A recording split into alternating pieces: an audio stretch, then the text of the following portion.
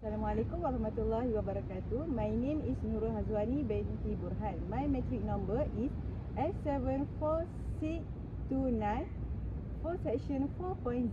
I will explain the strategy evolution of solid waste management at the local government level, focus on Majlis Bandaraya Shah Alam MBSA. Strategy evolution means to the process of actions whether esteemed strategy are effective in achieve their objective. In Shah Alam, this evolution is very important due to rapid urban development, population growth and the increased amount of solid waste and household e-waste.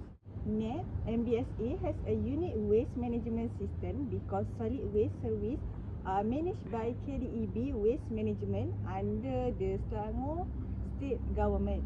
This station requires a more comprehensive evolution to ensure effective coordination, governance and service delivery between agencies.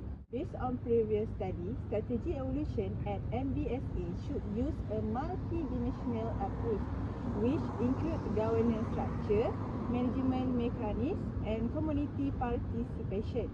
Research also show that household awareness and behavior play a key role in determining the success of waste management strategy.